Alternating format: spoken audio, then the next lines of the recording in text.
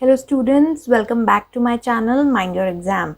So in this video we would be doing the back exercise questions of chapter 7 functions from your NCERT class 11 computer science with Python book. Okay, so the first question tells you to find out the errors all from the program snippets that you have been provided. So I've written down all the parts here and we'll see and understand by executing these programs that how to find the errors, okay, and what error will be generated because of the mentioned statements. Now see, one thing I would like to mention first is that all the parts generally contain the print statement. Rather, it should be a print function, because Python 3, since you are studying Python 3, all the program snippets that have been provided should be written in terms of a Python function and not a Python statement, which was earlier used in the Python 2 versions. Okay, so ignoring this particular mistake, because if you execute programs without making it a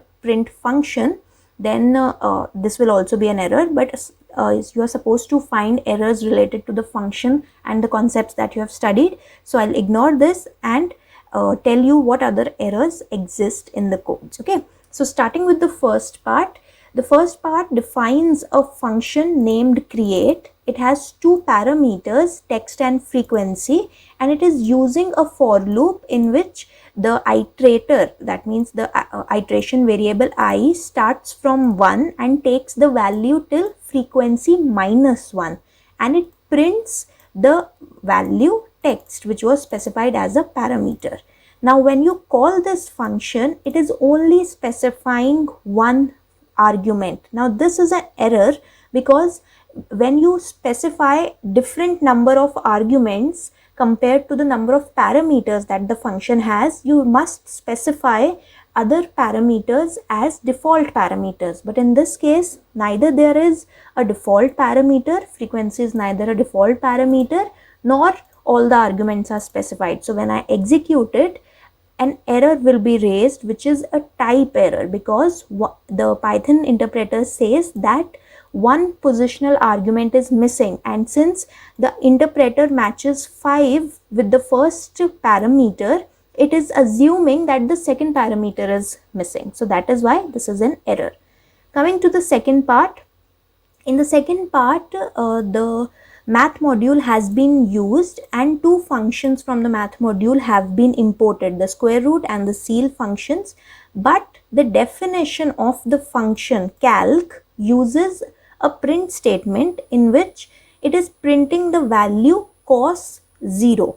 Now though the math module, and please be careful here, the math module, complete math module has not been imported. Only two functions from the math module have been imported.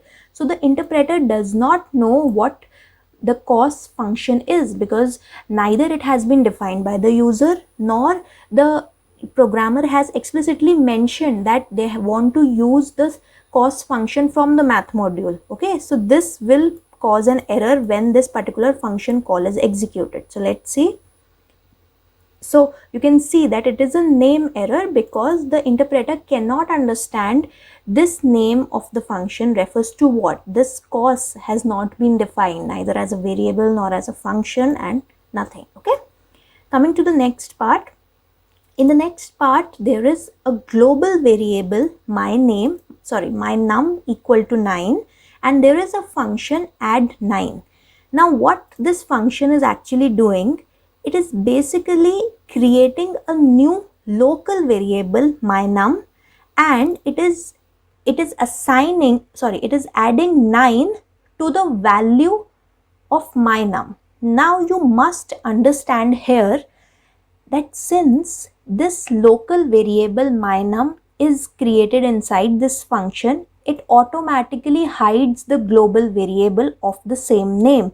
So when the interpreter will try to execute this statement to calculate the value, it will throw an error, because this particular my num has been defined inside the function as a local variable, but it has not been assigned a value. Okay, so basically, since defining a local variable within a function hides the global variable of the same name, So here the interpreter will not be able to understand which mynum value to use. Okay, so when we call this function, when the function call gets executed, you will get an error which shows that the local variable, see, be very attentive to understand this part, local variable mynum referenced before assignment. So since the interpreter will first try to execute this statement so as to assign a value to the local variable mynum, and then at that point, since it will not get any value that was assigned to the global variable, that was assigned to the local variable mynum, it has thrown an error that the local variable mynum has been used, but it has not been assigned any value. It has been referenced before assignment, or it has been used before assignment. Okay. The next part says def find val, which is a function in which there are three variables, val1 assigned a default value 1.1, and after defining the default value, or after the default parameter, there are two other parameters, val2 and val3. So without looking at the inner definition of this function, you can clearly say here that this is a violation, because a default parameter must be the rightmost parameter, or all default parameters must be present after writing down the other parameters which are the non-default parameters. So this is a clear error, and when we execute them, you will say you will see the error, non-default argument follows the default argument, which is incorrect. Okay.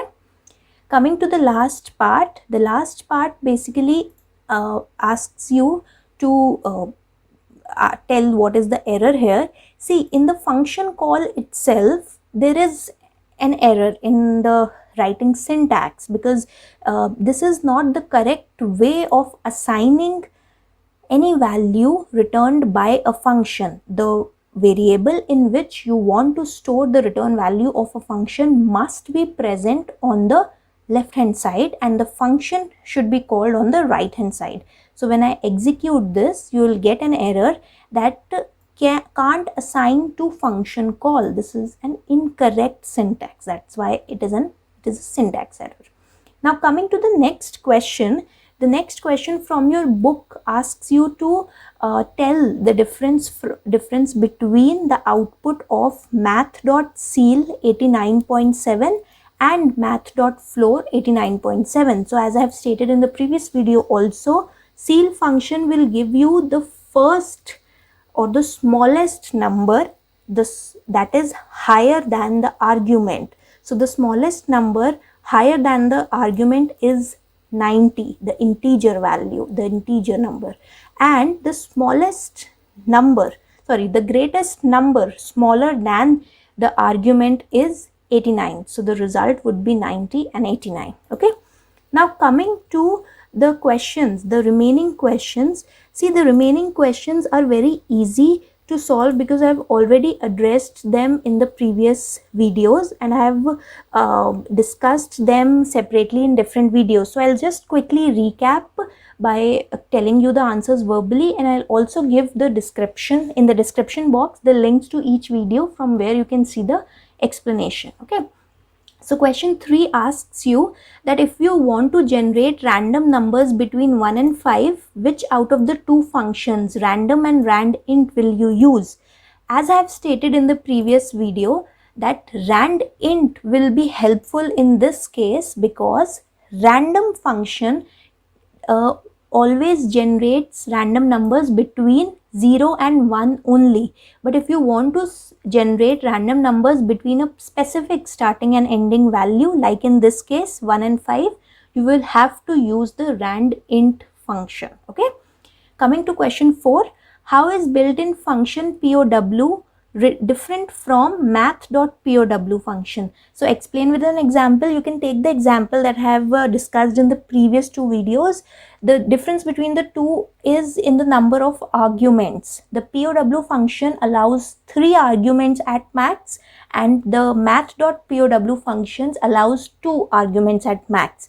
In the POW function, there is 1 optional argument and 2 mandatory arguments. In the math.pow function, there is no optional argument. Okay, so now next, coming to question number 5. Using an example, show how a function in Python can return multiple values. So again, you can write any of the functions that we have discussed in the previous videos, and you can return multiple values in the return statement separated by commas. Okay. Coming to question number 6. Differentiate between the two. So I have dedicated separate videos for the difference between argument and parameter, and a separate video for the difference between global and local variables. You can refer to these videos. I'll specify the links in the description box also. Now coming to the last question, does a function always return a value? Explain with an example. No, a function does not always return a value. It is completely optional. If you want, you can skip it, or if you want, you can write it. You can pick up any examples used in the video that in which I have specified the functions returning a value and the return statement. Okay. So that's all for today's video. I hope you understood all the answers. In case you still have any doubts, do let us know in the comment section below. Thank you for watching. Till we meet in the next video, mind your exam.